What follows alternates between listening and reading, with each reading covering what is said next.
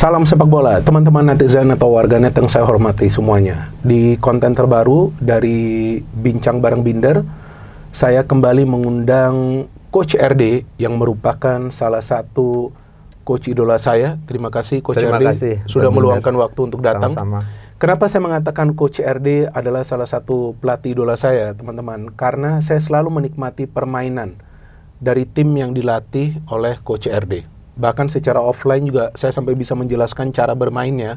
Dan terakhir coach di Barito ya coach ya, betul, sebelumnya ya. betul. Oke, kalau musim depan ada proyeksi di pinggir lapangan lagi. Kita masih diskusi dan kita nunggu juga karena saya sampai hari ini masih menjadi bagian dari Barito. Oh masih ya coach ya. Oke, kita berharap yang terbaik bagi coach. Di episode kali ini teman-teman seperti biasa kami akan diskusi tentang Timnas Indonesia, tentunya pertandingan melawan China yang baru saja sebelumnya berakhir bagi Indonesia dengan kemenangan 1-0 dan juga nanti pertandingan lawan Jepang. Tapi sebelum kita diskusi tentang pertandingan coach, saya ingin menanyakan coach soal head of scouting dari Timnas Indonesia atau kepala pencari bakat ya dari Timnas Indonesia, Simon Tahamata yang belum lama baru saja didatangkan. Yang menarik dari pernyataan dari Simon kepada media bahwa dia mengatakan dia akan fokus dengan talenta-talenta lokal. Jadi tidak berorientasi keluar.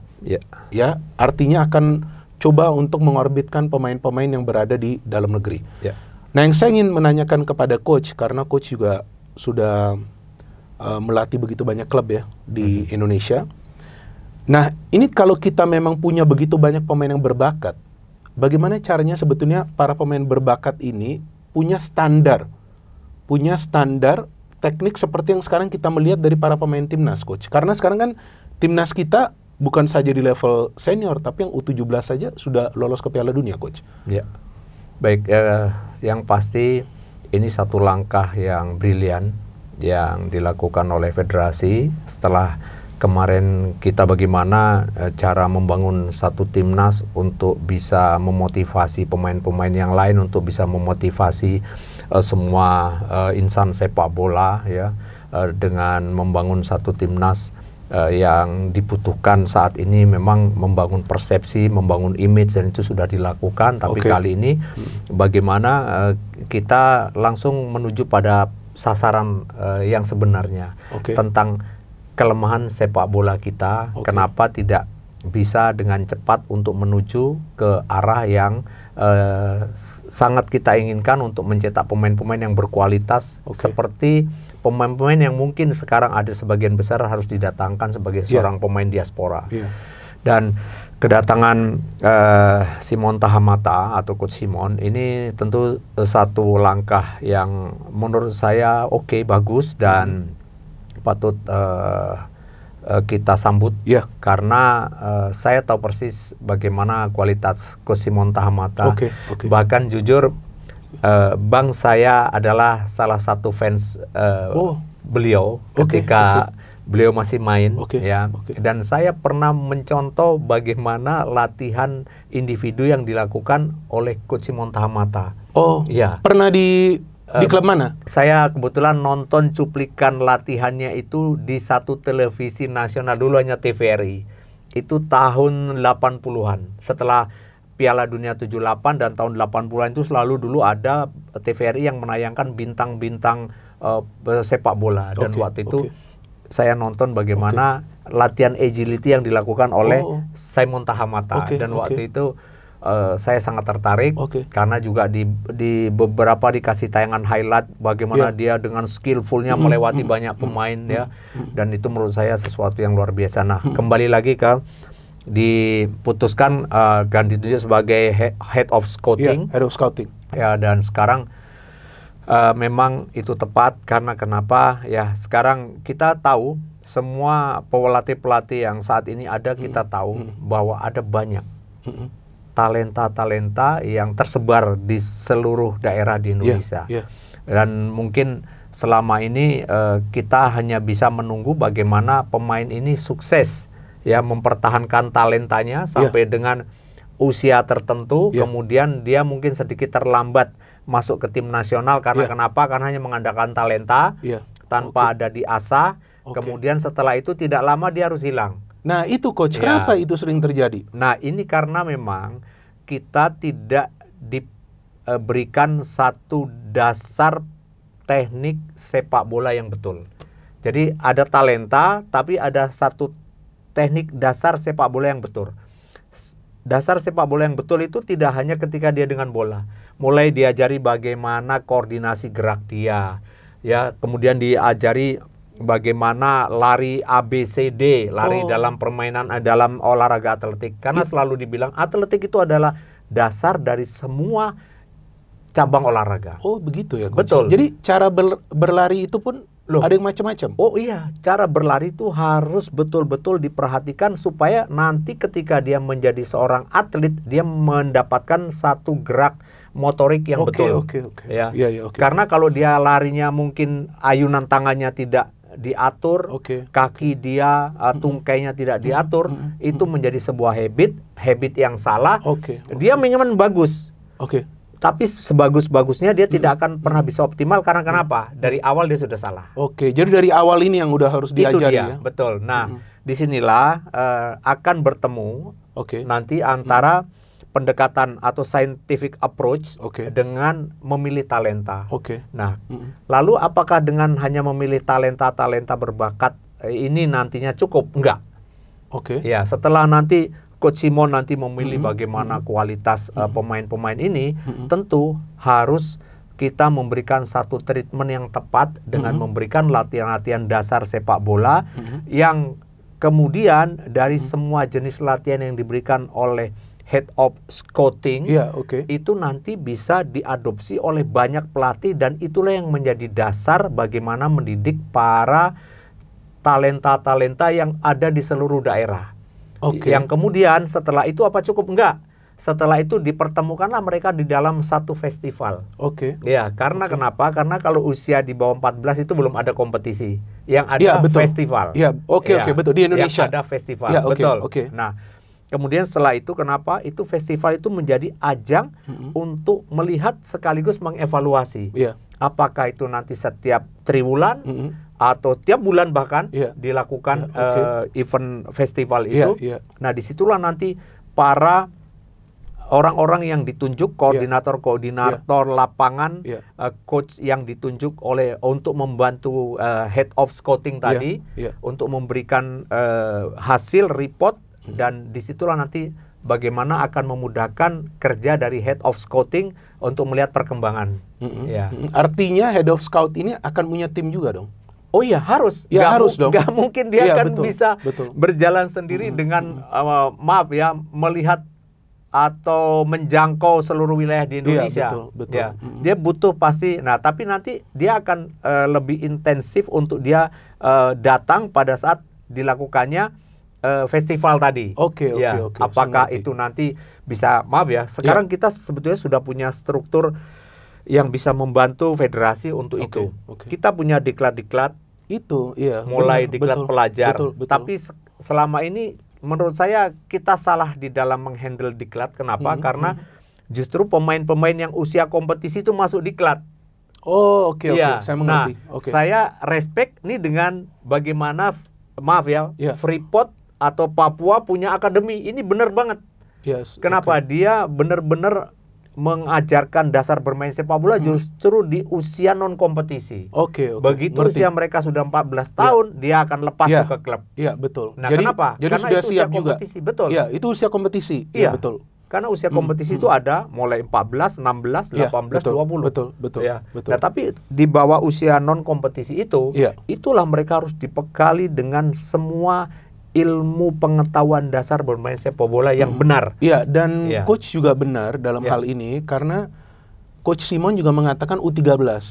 Dia akan fokus U13. Jadi ini sinkron dengan apa yang coach katakan. Betul. Cuman maksud saya kalau U13 ini berarti melihat di SSB dong, akademi dong. Ya, bisa dari SSB, bisa dari akademi. Karena akademi juga ada yang menghandle pemain-pemain under 14. Betul, under 14. Betul. SSB banyak sekarang. Bahkan mulai dari usia 8 tahun pun mereka sudah mulai, walaupun programnya tentu berbeda antara usia 8, 10, 12. Yang tadi saya sampaikan tadi, bahwa butuh di sini memang pemahaman detil tentang bagaimana mengajarkan dasar permainan sepak bola. Tapi sebelum masuk ke sana juga harus dasar pemain melakukan gerak dasar dalam atletik. Iya, betul. Ya, Itu karena penting. itu sangat penting. Iya, Jadi betul, Coach. ada banyak pemain sepak bola yang harusnya dia bisa mendapat poin 9, tapi dia nggak bisa itu karena kenapa? Ada gerak dasar yang dia salah dan itu menjadi habit. Akhirnya dia cuma sampai nomor 8 saja. Karena kenapa? Ada gerak dasar yang salah dari mulai dia kecil. Dan itu juga bisa mempengaruhi karirnya nanti. Oh yes, ya betul kan Coach. Pada saat pasti. mungkin dia sudah berusia di atas 27 tahun. Iya, nggak bisa optimal. Iya, itu nggak bisa optimal. Nggak bisa optimal. Jadi mungkin belum juga 30 tahun udah langsung main di klub yang lebih bawah gitu. Iya, yang pasti sangat disayangkan kalau kita bisa mendapatkan pemain ini nantinya punya klasifikasi grade A kemudian harus amin, kan sayang. Nah itu, iya maksud saya. Dan itu biasa terjadi setelah melewati usia 27 tahun. Itu biasa terjadi tuh. Padahal kalau kita tahu di Eropa sampai usia 35 pun masih bisa bermain prime lah. Iya, mungkin kita ingat Bung Binder, dulu banyak sekali pemain nasional kita tuh yang terlambat mendapatkan golden age bersama tim nasional. Iya, betul. Contoh lah ya, saya sangat salut dengan Coach Fahri dengan cara main bolanya. Tapi Coach Fahri itu salah satu pemain yang telat.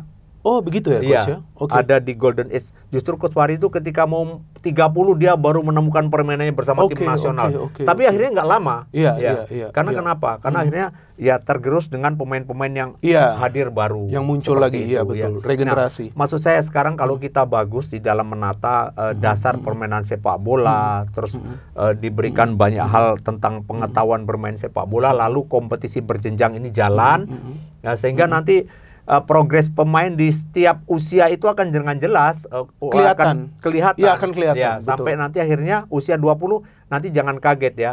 4 tahun lagi akan banyak usia 20 sudah menghuni timnas senior. Kalau sekarang mungkin baru bisa dihitung dengan jari. Iya, sekarang sedikit. Iya, betul. Tapi nanti bisa 4 tahun banyak lagi pasti. Karena kenapa? Ini proses ini kalau jalan nanti akan terjadi seperti itu. Makanya nggak kaget kalau di Eropa lihat kita ketemu tiba-tiba dulu ada satu striker Inggris, ya, tiba-tiba dia usia 16, 17 dia timnas. Iya, betul. Sering. Ya. Owen pernah, Owen juga, Michael Owen. Michael Owen. Ya, Michael Owen, betul. Dan itu terjadi gitu loh. Iya, betul. Bahkan sekarang di Spanyol, Lamine Yamal, luar biasa itu betul. pemain. Iya kan sudah juara Eropa dengan Spanyol, bersama Barcelona juga sudah juara La Liga. Artinya yang Coach Simon nanti akan bawa kurikulum yang sebelumnya mungkin pernah dia pakai di Ajax, karena dia kan pernah di Ajax, banyak pemain-pemain muda yang diorbitkan juga Coach. Pasti. Karena experience Coach Simon ini sudah sangat teruji. Iya, jelas sudah teruji. Sangat teruji. Jadi tinggal mengadopsi bagaimana itu diberikan untuk tim yang ada di Indonesia berlaku yang sama di bawah kontrol Coach Simon.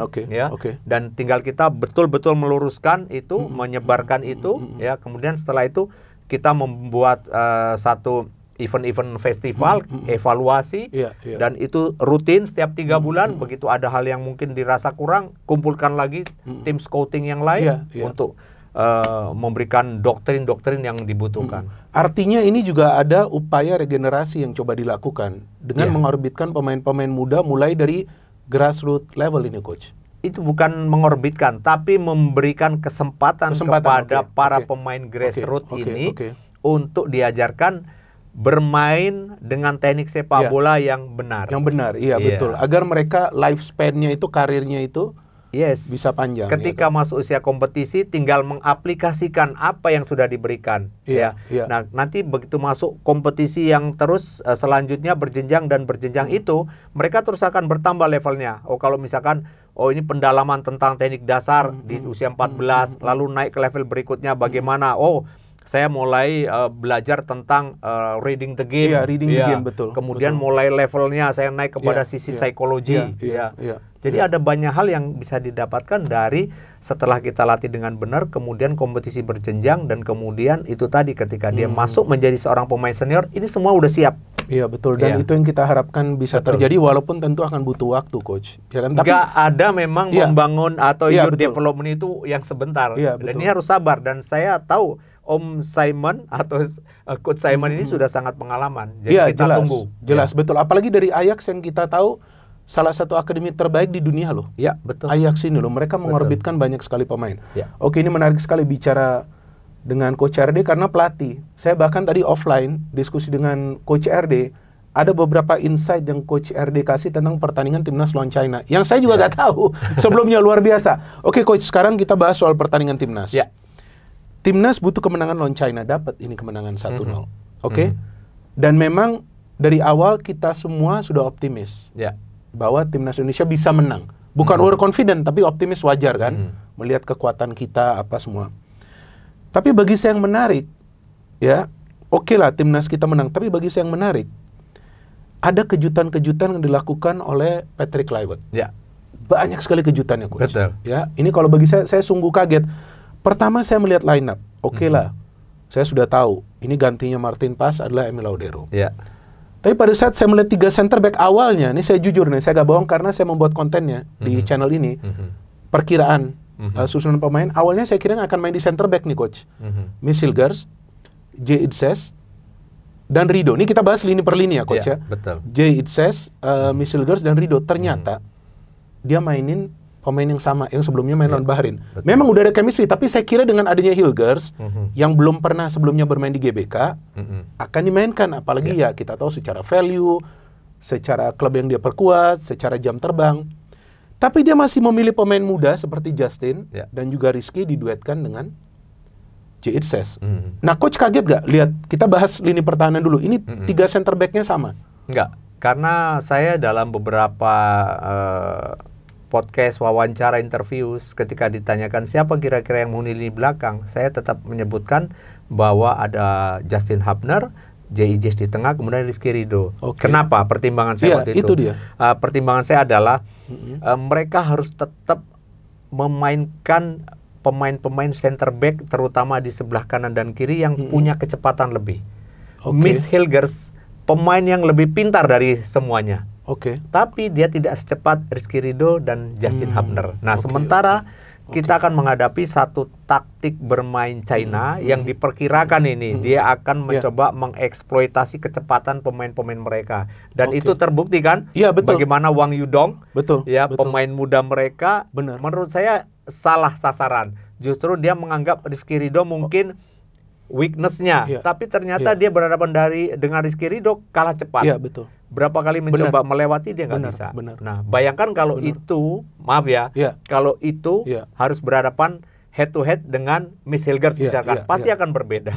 Pasti akan berbeda. Tapi pendekatan yang dipikirkan oleh staff coaching kita memang sangat tepat, karena akan menghadapi strategi lawan yang kira-kira seperti apa. Jadi inilah yang dikatakan bahwa pemain yang diturunkan itu sesuai dengan kebutuhan. Sesuai dengan kebutuhan taktik. Jadi untuk mengantisipasi permainan tim lawan. Strong point lawan. Ini menarik apa yang Coach katakan soal kecepatan, karena bukan saja dari sisinya si Rido, tapi dari sisinya Justin berkali-kali itu. Mereka mainnya memanfaatkan lebar lapangan terus. Tapi selain itu juga mereka di cover Coach. Saya melihat kadang-kadang ada Kelvin, kadang-kadang ada Jakob. Nah, yang menarik di 2 posisi wingback, lah sebelah kiri memang kita sudah tahu ini Kelvin, ya kan? Saya juga mengatakan di konten saya bahwa Kevin Dix di sebelah kanan itu, karena memang dia mainnya bagus. Ya kan, memang dia mainnya bagus selama ini. Bahkan lawan Jepang Coach, pada saat dia masih main kan dia cedera terus, main 20 menit atau 25 menit. Itu Mitoma gak bisa lewatin dia loh Coach. Sempat frustasi loh. Tapi pada saat dia keluar, Jepang langsung gol. Ternyata Kluivert pilih Jakob Sayuri. Saya kira Jakob akan dimainkan di depan. Nah, Coach sebelumnya sudah menduga atau Coach pikir tetap akan Kevin Dix? Ya, sama. Kalau itu saya sependapat. Saya tadinya berpikir yang sama dengan Bung Binder, bahwa kiri itu memang nggak terganti. Itu pasti Verdong. Cuma di kanan, ya waktu itu saya berpikir, kan sempat ada isu tuh Dix sakit. Cedera. Cedera. Kalau Kevin Dix cedera waktu itu, dalam pikiran saya ini pasti kemungkinan bisa dimainkan justru Asnawi. Karena itu yang memang posisi Asnawi. Sementara kita tahu Jakob Sayuri ini memang dia sering juga main di posisi wingback bersama PSM. Ketika PSM main dengan formasi 3-4-3 atau 3-5-2 sering. Dan Yance juga pemain yang sama, dan dia sangat punya utility posisi yang bagus. Betul. Tapi memang beberapa pertandingan terakhir bersama klubnya, Yakob kan lebih dominan main di lini sayap. Betul, di depan dia. Itulah yang kemudian saya awalnya tidak menyangka itu. Tapi pemilihan kemudian jatuh kepada Yakob Sayuri mengejutkan, tapi sekaligus akhirnya saya bisa memahami kenapa. Karena satu, Kevin Dix pemain yang paling terakhir datang. Ya, benar sih. Kemudian dia ada di satu top performa yang baru saja dia lewati karena dia mendapatkan 2 gelar, betul. juara ya, di Copenhagen. Setelah dia cedera cukup lama juga itu. Ya, nah, betul. Ini biasanya memang ada satu grafik menurun ketika pemain ini setelah dia mendapat performan. Paling tidak itu yang kemudian menjadi alasan kondisi fisik yang tidak begitu prima karena baru datang terakhir memberikan kesempatan pada pemain yang lain. Dan jatuh kepada Yakob yang ternyata saya sangat terkejut dengan penampilan Yakob Sayuri. Karena di babak pertama jujur Verdong kalah loh sama dia cara bermainnya. Cara dia bergerak ya? Cara bergerak. Kalau Verdong di babak pertama coba dilihat lagi rekaman. Verdong memang hanya menyisir sisi sayap, tapi Sayuri dia tahu kapan dia lewat luar, kapan dia infiltrate. Masuk ke dalam. Dia ke dalam untuk membantu siapa? Untuk membantu ketika pemain yang main di sisi kanan Egy masuk, kemudian Ole pergi keluar. Dia selalu masuk di posisi sebelah Ricky Kambuaya. Dan dia masuk sekali di dalam kotak penalti di tengah dia. Iya, ada di tengah dia. Betul. Tapi udah dihalau dulu sama pemain Cina. Itulah yang membuat surprise sekali buat saya penampilan Yakob Sayuri di lini wingback dan bermain sangat modern. Itulah pemain modern saya. Iya, betul. Artinya Yakob walaupun kali ini kembali membela timnas setelah absen sebelumnya, kan gak dipanggil tuh. 2 pertandingan sebelumnya, dia bisa cepat nyetel juga. Apakah ini efek TC di Bali, Coach, yang lebih awal dimulai? Yes, itu salah satu alasan ada pemusatan latihan di Bali dengan mendatangkan 32 pemain yang kemudian Patrick bisa lebih leluasa mempunyai possibility membandingkan, mengkomparasi satu dengan yang lain, kemudian memutuskan. Dan keputusannya jelas melalui satu tentu tahapan-tahapan yang sudah diberikan dalam proses latihan dan membuat simulasi di dalam beberapa sesi latihan. Dan kemudian jatuhlah itu. Dan ini memang sangat membantu. Bahkan di dalam TC di Bali, saya beberapa kali juga mengatakan itu isinya luar biasa. Kenapa? Karena tidak hanya bagaimana menyiapkan tim di dalam lapangan, tapi penyiapan tim di luar lapangan, memberikan aktivitas-aktivitas yang enjoy, yang relax, yang tujuannya membangun chemistry itu sangat terlihat. Bagaimana ada membuat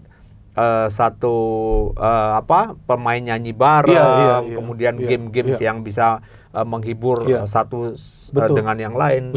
Disitulah momen-momen itu yang bisa sangat mendekatkan satu dengan yang lain pada saat pemain-pemain yang selama ini mungkin belum tahu atau belum mengenal dengan lebih dekat. Iya, betul, dan waktunya juga lebih panjang kan.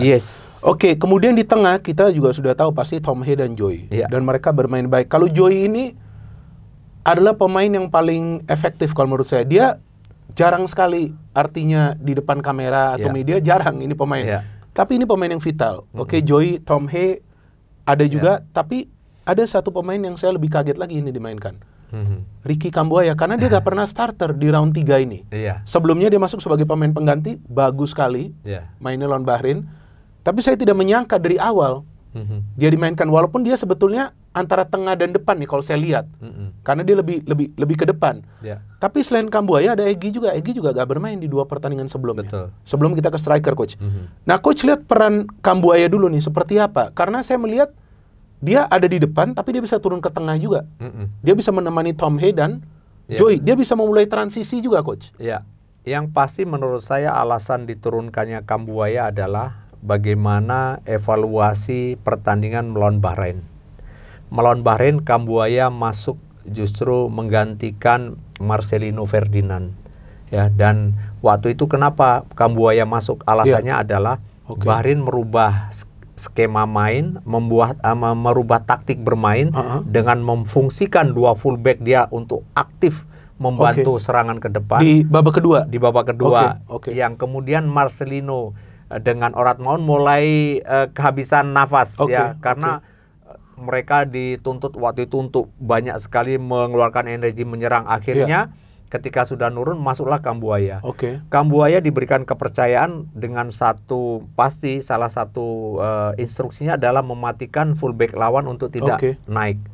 Nah, dan waktu itu sukses. Ketika masuknya Kambuaya, kemudian masuknya satu pemain yang mengganti Orat Maun, Reinders. Kemudian kita mulai normal lagi. Kita mulai bisa mengantisipasi serangan-serangan Bahrain, dan kita mulai mendapatkan peluang. Sampai Ricky Kambuaya memberikan assist kepada Reinders. Betul. Masih ingat ya? Masih. Dan itulah mungkin yang menjadi alasan bahwa Kambuaya akan lebih mudah untuk diberikan tugas dibandingkan mungkin mengganti dua kanan kiri pemain baru. Nah, Kambuaya sudah mengerti tugasnya. Kemudian ditambah sekarang yang mengganti adalah Egy Maulana Fikri di sisi kanan. Jadi kalau Egy sih, saya memang dari awal sudah memperkirakan ini satu tempat akan masuk Egy. Iya, betul. Karena Egy, saya juga sudah feeling dia karena visi dia ini bagus ini. Apalagi sejak dia mulai main di Dewa. Betul. Ketika main di Dewa, dalam banyak pertandingan yang dia lalui di akhir itu sangat linier dengan apa yang dia diperlihatkan di timnas. Bagus di klub, bagus di timnas. Dan itu terlihat. Bagaimana dengan Ole? Saya melihat Ole ini adalah pekerja keras. Dan dia kembali mencetak gol. Jadi Ole 3 match 3 gol. Ya memang inilah yang kita perlu. Striker finisher, ya kan? Memang golnya dari penalti tapi gak gampang, coach. Ada sekitar 80.000 penonton. Skor masih 0-0. Itu harus gol lah, istilahnya untuk break the ice, apalagi sebelum halftime. Tapi apakah nggak melelahkan bagi Ole jika dia harus turun juga ke sayap, dia harus masuk juga ke tengah? Tadi pada saat offline kita bicara, ya kan, coach juga mengatakan kepada saya offline tadi sebelum kita taping ini teman-teman, bahwa kalau Ole ini turun atau ke samping harus ada pemain di tengah. Tapi kita tahu juga Ole finisher. Bagus. Selama jalannya pertandingan lawan China, dia mendapatkan 2 peluang. Karena dia berhasil lepas. Dan pemain lain berhasil mengisi posisi dia untuk build up. Nah, coach melihat efektivitas Ole apakah akan lebih baik jika dia lebih aktif mencari ruang, atau memang dia perlu ikut terlibat seperti ini dari skema permainan Kluivert? Striker itu punya trademark yang berbeda. Maksud saya punya karakter yang berbeda. Itu yang tidak bisa kita mudah untuk merubah. Jadi Ole ini memang dia bagus bisa main 1-2 kombinasi sebagai pemantul, tapi sekaligus dia juga kadang-kadang membutuhkan ruang untuk dia menjemput bola, untuk dia mengajak lawan mengalihkan perhatian, untuk kemudian yang selanjutnya dia berkombinasi dengan pemain-pemain yang ada di sekitar dia. Tapi problemnya adalah kita melihat kemarin ketika Ole pergi bersama Egy ada di posisi sebelah kanan, bagus mereka membuat kombinasi. Tapi ketika Egy sukses 2 kali loh. Egy pengen ada cross bola di mana di situ harus ada target. Harus ada pemain lah. Ada pemain yang dituju, tapi nggak ada. Karena kenapa? Saya bisa mengerti. Kambuaya memang bukan ofensif. Seyogianya dia bukan seorang pemain yang dominan sangat ofensif seperti seorang winger, bukan. Seperti Orat Maun lagi. Makanya saya bisa mengerti dia justru menunggu di penalti box-nya agak di luar. Bukan di dalam. Gitu. Yang seharusnya memang harus ketika terjadi kombinasi dan ada penetrasi dari Egy, ada yang masuk di posisi itu. Siapapun itu. Ditambah midfield kita, apakah Haye atau Pelupesi harus juga mengisi menjadi pemain mengganti posisi yang ditinggalkan oleh Kambuaya.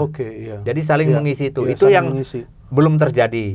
Itu yang belum terjadi. Tapi mungkin seiring waktu pasti nanti akan berjalan situasi-situasi seperti ini. Nah, itulah yang menurut saya nggak bisa kita atau melarang Ole tolong kamu untuk tidak pergi dari penalti box, karena kadang-kadang itu karakter dia untuk mau pergi mengalihkan perhatian lawan. Nah, tinggal sekarang pemain yang lain mengerti. Ketika dia pergi saya harus masuk. Terutama yang tidak terlibat di dalam permainan langsung dengan dia di sekitar bola. Betul, karena saya melihat Ole ini dengan kombinasi itu cantik banget. Ya. Jadi flow of the play itu lancar bagi timnas kita. Ya. Nah, tapi selain juga pemain-pemain yang tampil dari awal, Coach, Ya. ini yang lebih saya kaget lagi. Iya kan? Ini benar-benar saya kaget nih. Saya sampai ngelihat lagi, ini bener gak nih pemain ini dimainkan? Ya. Beckham Putra dimainin. Oh. Yang belum pernah bermain bagi timnas senior. Ya. Skor masih 1-0, belum killing the game itu. Betul. Dan China lebih agresif di babak kedua, bahkan mereka dapat 1 peluang itu di babak kedua. Saya tidak mengatakan dan tidak pernah mengatakan bahwa Kluivert melakukan pergantian yang spekulatif, enggak. Pastilah sudah ada perhitungan dari dia. Ya kan, bahwa nanti kalau terjadi seperti ini, saya akan masukkan pemain ini. Ya, Bung Binder, pernah nggak berpikir kenapa di dalam 2 pertandingan kita Bahrain sama mana kemarin China, itu yang diganti, yang selalu habis itu pemain yang bermain di posisi sayap? Enggak pernah, Coach. Kenapa? Jadi lihat bagaimana kerja pemain sayap kita kemarin di pertandingan yang melawan Bahrain itu, Orad Maun dan Marcelino. Oke. Dua-duanya kan diganti itu. Iya, betul. Nah, kemarin yang main di situ sama ya, Egy sama Ricky Kambuaya. Dua-duanya kan juga diganti. Oke, iya. Kenapa? Karena mereka lihat tugasnya sangat berat. Oke. Ketika defense, kita struktur defense-nya 5-4-1. Oke. Tapi 4 pemain kita ke dalam, nutup untuk tidak mudah mereka masuk lewat sisi tengah. Ini yang 4 pemain di tengah. 4 pemain di tengah. Disuruhlah mereka itu passing ke fullback. Iya. Ke fullback kalau mereka mau build up. Nah, ketika fullback diberikan bola, maka itulah di situ tugas Kambuaya kalau di sisi kanan untuk dia lakukan pressing. Kalau di sebelah kiri Egy yang lakukan tekanan. Nah, sehingga energi yang dikeluarkan itu lumayan. Karena kenapa? Suatu saat dia harus drop sampai on half. Menutup tergantung gerakan fullback. Kalau fullback pergi dia ikut. Nah, kemudian yang selanjutnya adalah ketika menyerang, dia adalah orang yang harus bisa mensupport striker dengan cepat. Itu betul, iya. Ya. Nah, sehingga bayangkan jarak lari, betul. Dan makanya di dalam skema seperti ini biasanya yang akan sangat lelah itu pemain yang bermain di posisi winger sama wingback. Iya, makanya sama wingback. Nah, cuma memang kita luar biasa Verdong yang belum tergantikan. Oh, nggak bisa. Semua dia back luar kanan biasa. kan diganti. Betul. Lawan Bahrain juga diganti. Betul, juga. Coach, ya. Wing 2 sama wingback ada diganti. Iya, betul. Nah, tapi yang lain enggak. Verdong ini kuat banget. Nah, ini Verdong yang kuat. Nah, jadi memang balik lagi ke pertanyaan soal Beckham masuk ya. Karena 2 winger kita habis, sudah menurun. Tadinya di desain yang keluar Haye, Ricky Kambuaya yang ganti posisi Haye. Iya betul. Iya, terus si Beckham ke depan. Beckham di depan. Benar. Tujuannya apa? Jakob juga diganti. Iya, Jakob diganti dengan Kevin Dix. Iya, betul. Setelah itu Egy kan keluar. Iya, betul. Diganti Lili Pali. Iya, belakangan. Iya, diganti Lili Pali. Nah, tujuannya Beckham masuk adalah tentu sama, ketika bertahan diharapkan Beckham mampu untuk menghentikan laju pemain Cina yang sudah mulai berani naik nih. Karena Cina ketinggalan 1-0 kan dia mulai harus attacking kan. Dia mulai fullbacknya yang tadinya jujur dia struktur dia saat menyerang tuh jelas banget kalau dia hanya 4-1-3-2. 4 sama 1 tuh ditahan di belakang pada saat menyerang. Tapi ketika yang selanjutnya dia hanya meninggalkan 3 pemain di belakang plus 1 plus fullback salah satu kanan atau kiri pergi. Naik itu yang membedakan. Makanya ditaruhlah pemain yang punya kebugaran fisik lebih bagus dan itu jatuh kepada Beckham Putra. Dan yang saya kaget, Beckham Putra menampilkan satu permainan, saya hitung dia 8 kali dapat bola dan nggak ada satupun yang salah. Iya, passingnya akurat semua. Mulai dari penetrasi, mulai dari passing, semuanya dia benar. Iya, betul. Siap juga ini mental dia. Apakah mungkin dia sudah dikasih tahu dulu, Coach, oleh Kluivert? Mungkin kamu akan turun. Siap-siap. Ya pasti dalam latihan, dalam simulasi, walaupun mungkin tidak dikasih tahu, pasti kamu akan main nggak. Tapi paling tidak sudah dibekali tentang taktikal yang akan dimainkan, bagaimana hilang bola, bagaimana ketika mendapatkan bola. Dan itu dia buktikan. Nah, sekali lagi harus menjadi satu bukti linear, kompetisi main bagus, di timnas dia main bagus. Di timnas main bagus. Oke. Ini menarik coach, pembahasan kita. Pertandingan yang berat sudah dilewati lawan China. Artinya timnas Indonesia masuk ke round 4. Tapi kita belum bisa membahas tentang round 4, belum tahu kan. Lawannya kan nanti tim mana saja. Betul. Tapi yang menarik pertandingan melawan Jepang. Jepang ini adalah Jepang coach. Jepang ini adalah rajanya dari Asia. Kita tahu bahkan mereka sudah punya target untuk menjadi juara Piala Dunia, bukan yang sekarang, tapi 2034 itu roadmap mereka untuk menjadi juara dunia. Dan mereka mulai mendekat lah, artinya sekarang bisa lolos dari fase grup Piala Dunia. Permainan mereka gak ada yang lawan, kalau menurut saya.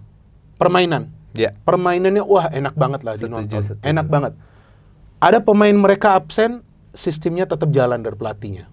Ya, umpan-umpan kombinasi, pendek, mereka tahu kapan harus direct, mereka tahu kapan harus skill individu. Timnas kita akan bertanding melawan mereka, oke lah sudah lolos. Mereka juga tidak akan menampilkan full tim. Bahkan ada 7 debutan yang mereka panggil. Beberapa main lawan Australia. Saya nonton pertandingan lawan Australia, anggap aja lah ini Jepang B, anggap aja.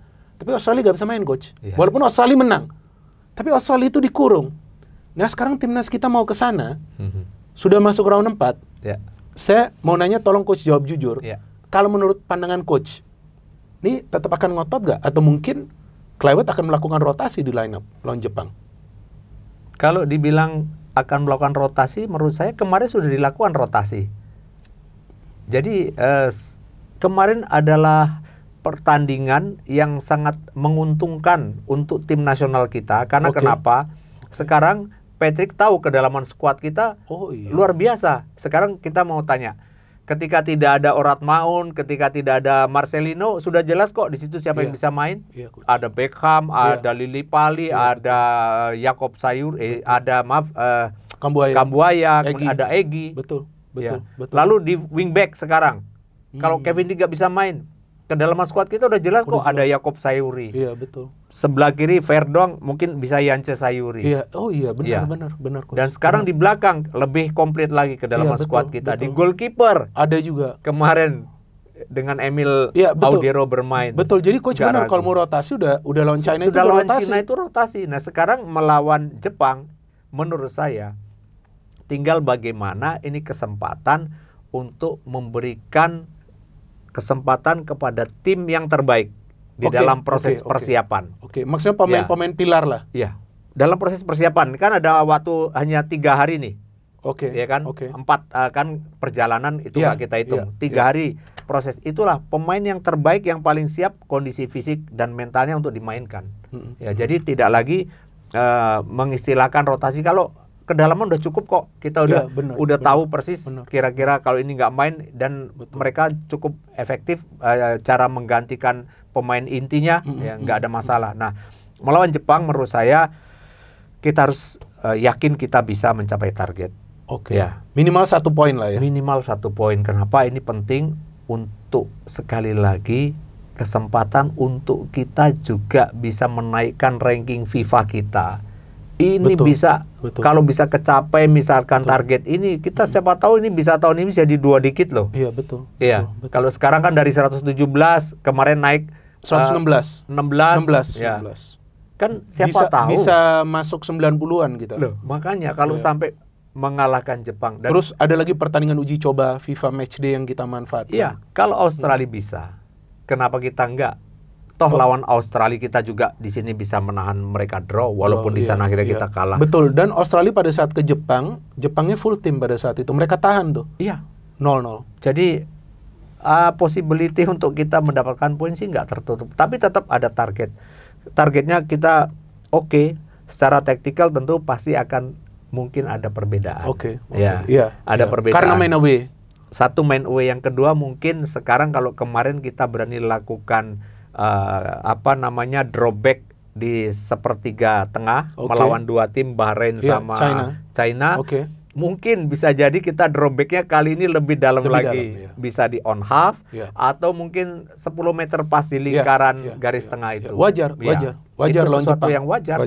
Nah, oleh karena itu kalau dibilang kita nggak yakin, kok saya malah harus yakin dengan penampilan yang kemarin diperlihatkan. Ini kesempatan untuk kita menguji sejauh mana kemampuan pemain-pemain ini untuk benar-benar optimal dan termotivasi menghadapi Jepang, dan harusnya bisa bermain dengan lebih lepas karena kita sudah pasti lolos. Itu iya, artinya dari segi pressure udah gak ada sekarang. Bisa main lebih lepas. Nah, kalau coach melihat selama ini strategi dari Kluivert melawan Jepang nanti adalah pertandingan keempat bagi Kluivert. Ya, sebelumnya lawan Australia kita tahulah nggak ada chemistry-nya di antara para pemain, formasinya juga 4-3-3 gak jalan, kalah telat. Tapi lawan Bahrain kita mulai lihat sedikit, lawan China sudah kelihatan. Nah, kalau coach melihat selama ini skemanya seperti apa? Sebenarnya apa sih dari sudut pandang coach sebagai pelatih yang berpengalaman, sebetulnya apa sih yang diinginkan? Ini kan boleh kita memberikan pendapat kan? Coach bisa memberikan pendapat. Coach, apa sih sebetulnya yang diinginkan oleh Patrick Kluivert dengan materi pemain yang sekarang berada di timnas? Ya, kalau dilihat bagaimana formasi tim nggak berubah kan? Kita tetap memainkan dengan 3-4-3, tapi ada pendekatan taktikal yang berbeda di pertandingan pertama Patrick melatih lawan Australia dengan 2 pertandingan kita banding dengan China. Udah pernah kita bahas. Betul. Pendekatan yang berbeda sudah. Nah, sekarang apa yang menjadi tujuan apa Patrick? Tujuannya? Tentu sekarang tujuannya tentu meloloskan tim ini. Pertama, Piala Dunia. Dengan main seperti apa? Main dengan seefektif mungkin. Main dengan sedisiplin mungkin ketika kita bertahan, dengan sama sekali tidak mengambil risiko yang tinggi, ya. Kenapa kemarin kita juga sempat, saya pikir strategi bermain di awal lawan China, pikiran saya mungkin kita akan coba berani main 15 menit atau 10 menit awal untuk lakukan high press. Tapi setelah itu kita balik turun untuk menunggu ruang seperti yang kemarin saya maksudkan. Nah, tapi kemarin mereka tidak ambil risiko. Nah, artinya kenapa? Patrick sekarang sudah mulai bisa mengetahui tentang mana taktik yang paling ideal yang bisa dimainkan oleh timnya dengan materi pemain yang dia punya. Nah, tujuannya adalah mengenal semua pemain, kemudian menentukan taktik bermain. Itu pasti. Nah, kalau tujuan yang lainnya, apakah saya akan bermain dengan maksimal untuk membuat selalu menang ball position? Enggak juga. Karena kemarin tuh kita kalah ball position kan sama China, tapi kita menang. Nah, artinya efektivitas bermain dan mengefektifkan setiap momen untuk bisa menjadi peluang dan bahkan gol, itu yang menjadi tujuan. Karena kemarin kita kalah possession tapi menang dalam jumlah peluang. Long range shot on target kita lebih menang, kemudian jumlah serangan-serangan kita menang. Betul. Dan itu yang menjadi tujuannya. Jadi bukan lagi pada soal ball possession, bukan lagi pada soal menguasai pertandingan di daerah lawan, tapi efektivitas bermain. Oke, menarik. Jadi kita tunggu nanti teman-teman lawan Jepang. Pokoknya yang penting nih timnas Indonesia kita udah lolos round 4. Ini sebuah sejarah. Satu-satunya tim ASEAN loh yang bisa lolos ke round 4, dan nanti kita tunggu lawannya siapa di round 4. Yang penting kita juga perlu optimis, tapi jangan overconfident. Ya kan Coach? Oke, terima kasih Coach waktunya berbicara di sini. Tapi seperti biasa, saya akan meminta narasumber memberikan pesan-pesan dong ke netizen dan supporter kita. Apalagi sekarang timnas Indonesia kita nih sudah level dunia ini, Coach. Kita bisa masuk Piala Dunia loh sekarang loh. Nah, tolong Coach pesan-pesan. Ya, teman-teman netizen, teman-teman supporter dimanapun berada, semuanya juga harus ikut meningkat ya. Jangan cuma tim nasional yang meningkat levelnya, tapi netizen dan semua yang terlibat di dalam memberikan motivasi kepada timnas juga harus meningkat, harus juga mampu untuk berbuat lebih bagus lagi, lebih baik lagi, dan tentu dukungan serta doanya sangat diharapkan untuk timnas bisa lebih baik lagi. Dan percayalah, sepak bola Indonesia suatu hari akan seperti apa yang ada di dalam pikiran Anda semuanya. Oke, mantap. Kita tetap optimis dan tetap mendukung timnas Indonesia. Oke, Coach, sebelum menutup, biasa ikutin slogan channel ini. Oke, no hate, no politics, only football, salam sepak bola. Siap, Coach. Makasih. Thank you, makasih banyak.